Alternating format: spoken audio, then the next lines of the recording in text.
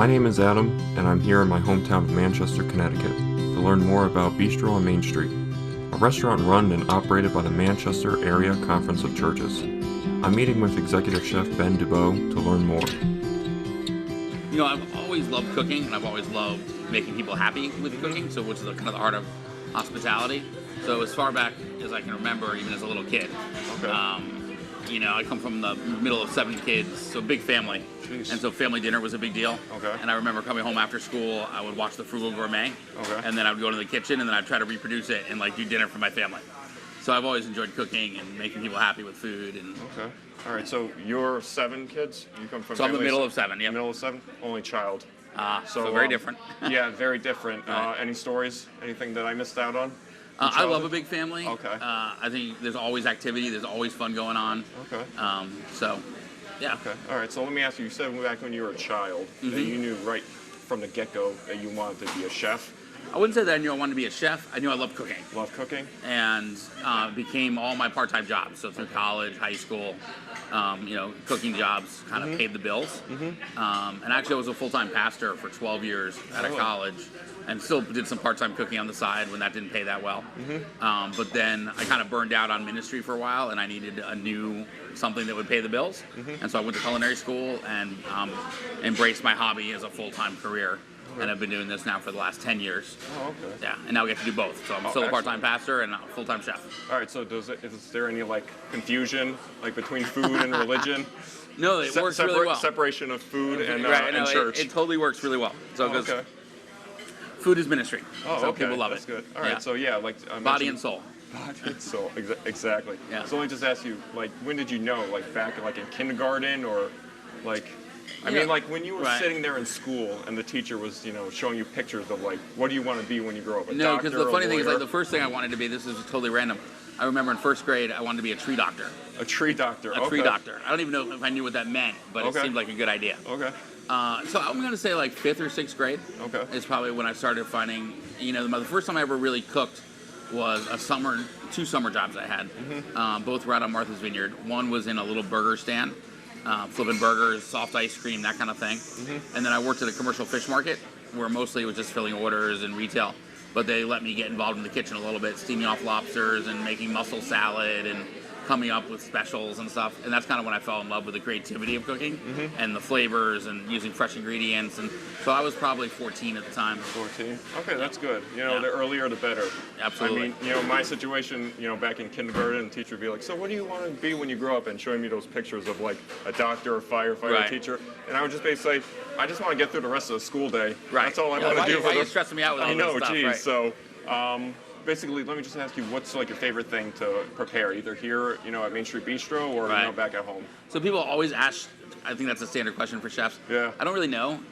It varies.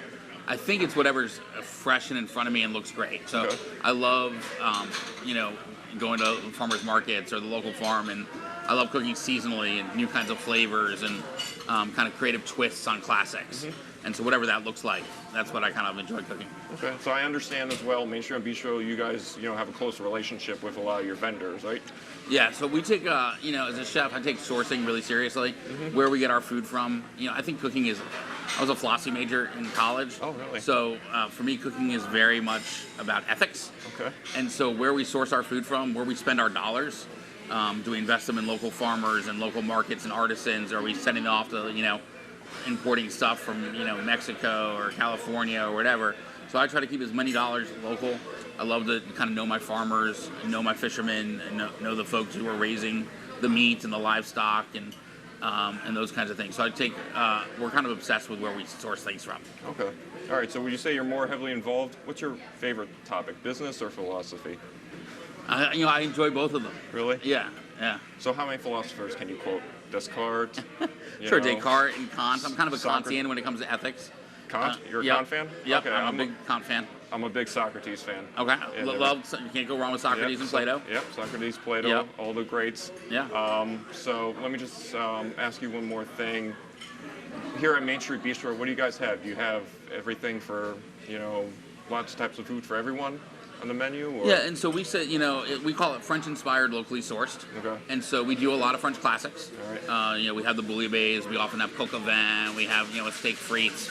But we also like to kind of toy wherever French food influenced. Okay. And so we'll get involved, North Africa, Canada, New Orleans, parts of the Caribbean, Vietnam, and so it allows us to kind of stretch a little bit and play around with different flavors and ideas, and so that makes it a lot of fun. Okay, so let me ask you, you mentioned a lot of geographical regions. If you could go anywhere in those destinations, where would you like to go? Your ideal vacation spot to So the first place, I feel like I need to go to France. Oh, so I've never been, so that would be like my first thing, Paris and France and that whole area.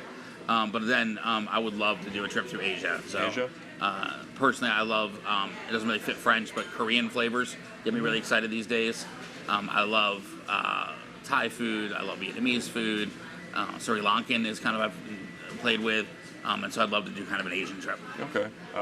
Ever consider going up to Montreal or Quebec? I mean, yeah, that's like the easy, quick way to. Yeah, 6 hours one way. Yep. And it's on the list. Okay, so just to give you a fair warning, I've been up there, several times. Montreal is just ideal. Great spot. That's what everyone says. Yeah, People love it. It's beautiful. You got half French, you got half English. Right. But as you move, slightly up north towards Quebec, you gotta, be respectful of, the people and the culture, and address them in, the French language. Right. At least the bonjour, ça va. Make the effort. Yes, of course, because I don't know if you're familiar with the Silent Revolution up there in Quebec. So yeah, but you ever get the chance to go up there? Montreal, yeah, no, it's definitely on my list of things. It's beautiful. Yeah, 6 that's hours. what I hear. You can take care of it in one weekend. Right. Absolutely. But yeah, St. Catherine Street. You're familiar with that street? Yes. Yep. Everything. Yep.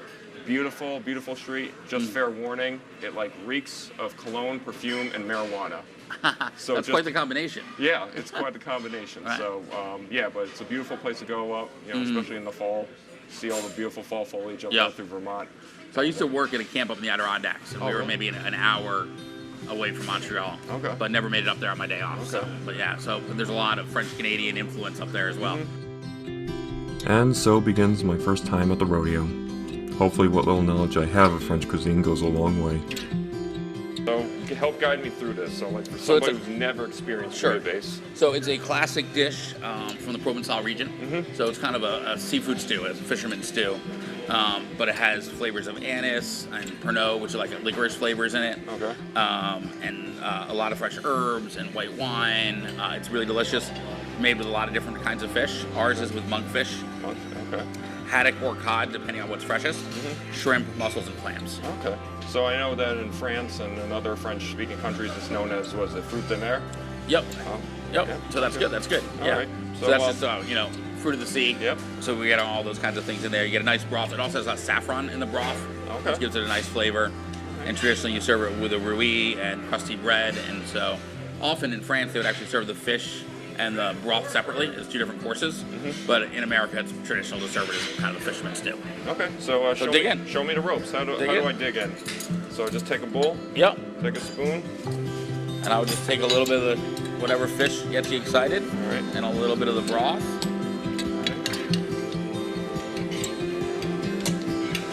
Trying to get a little bit of the shrimp. And always good, little baguette in the sauce. And the broth is always a good way to go. Right. So what's your recommendation? Dive into it first, or go, I would dive right in. Okay, just dive right in.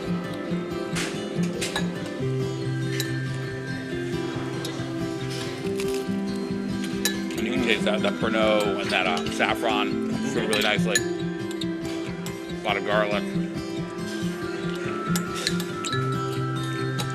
Yeah, I can really taste, it feels like I'm just tasting something right out of the sea. Yeah. It's got that great seafood taste. Yeah, so this is really one of our signature dishes we're really proud of here. So along with this bouillabaisse, what else do you guys have? There are some of your headliners here at Main Street. So a couple of the other real classics that sell really well. We have a lamb tagine. So it's a lamb shank that we braise for several hours, served over couscous with North African flavors. So tagines come out of Morocco, and again, there's a lot of French influence in Morocco. So that's a dish that we've been running since we opened, and people really like. So to me, those are my two favorite dishes on the menu. This is a good sized portion, and so a lot of people will take a little home, but I can plow through it. Oh, okay. Yep. All right, then. No problem, Ben. Listen, I want to thank you very much. It's been Really? a pleasure. Yeah, my I want pleasure. to thank you very much for inviting me Yeah. to your restaurant. Glad you came in. Please come back and enjoy. All right, then. Thank you very much, sir. You bet. Bon appetit. Along with great food, Bistro on Main works to help aspiring individuals and those looking for a second chance in life. I'm meeting with one of those employees. Hey, how's it going? To hear more about his story and what he has been able to overcome. My name is Claude. I'm originally from Hartford, Connecticut. Okay. I reside in East Hartford, Connecticut now. I got an absent mom. Okay. My father was blind. I went from foster home to foster home. That's pretty much it. Okay. You're born in, now being here in Connecticut, it was just, an endless, trip of going from foster to foster home. Do you ever feel like, there may have been, a place where you could have called home, like a permanent home? Not really. Okay. Because, when they say as a child, you think as a child, so, you just think things are hopeless. Yeah. But as I started to get into my teens, things started to look up because I had more control.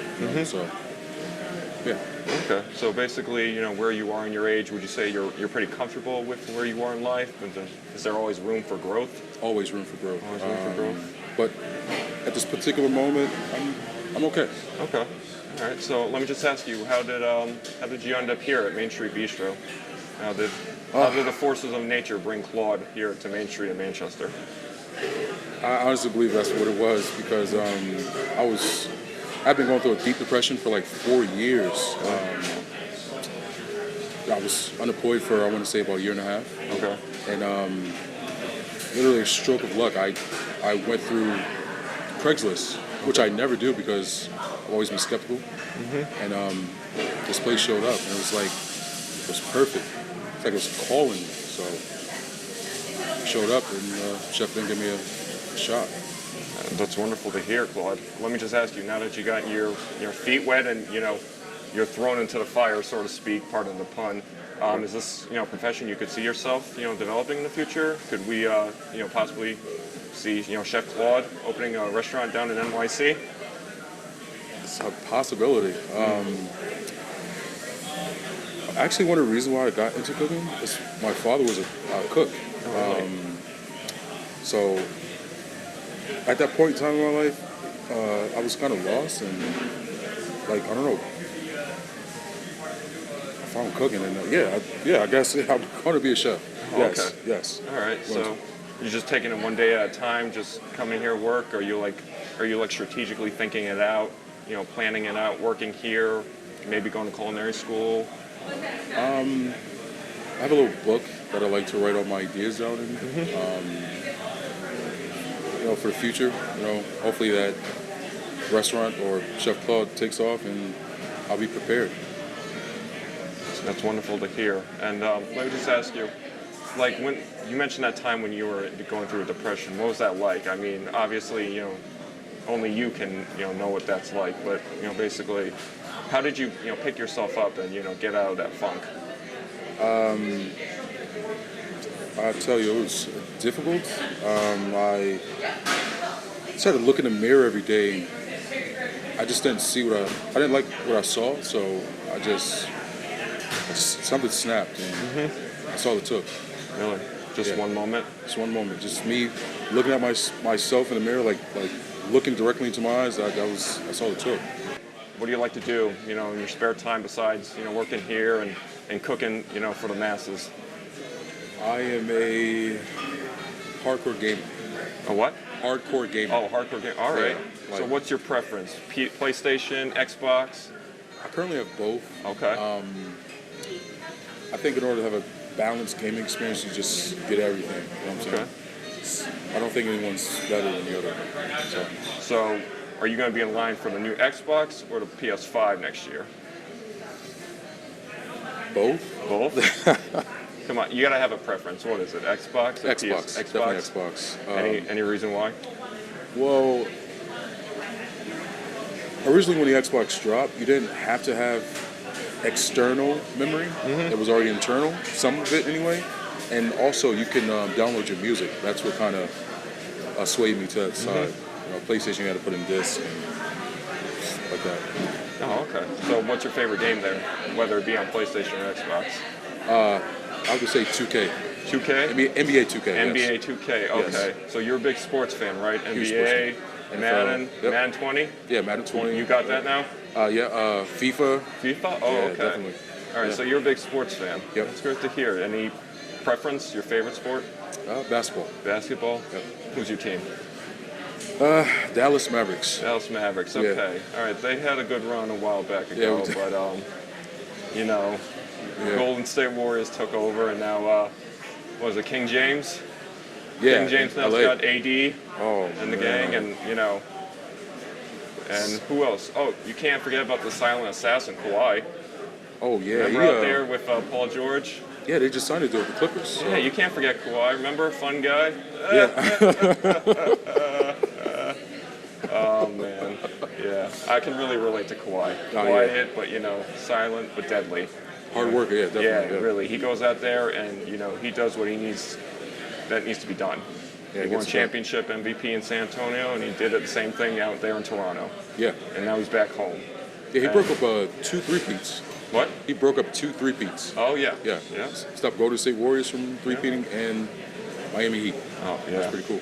So it just goes to show you, you know, you always want to go back home, and it's a little ironic because you know I actually was born here in Manchester. Oh, wow. I was born right up the road at Manchester Memorial Hospital. Okay. So I think it's pretty fitting that you know I'm doing this first interview back home, Wow. and everything comes full circle. Definitely. Yeah. So listen, I know you gotta get back into the kitchen. It's been a pleasure talking with you, Claude. Thank you. For a hometown boy such as myself, Bistro on Main was a spot that not only opened my senses to French cuisine, but as well to what has been going on in the community. It was a pleasure learning about all the good work they have done, which can put a smile on everyone's face when they visit. So to Ben and everyone at the Bistro, merci.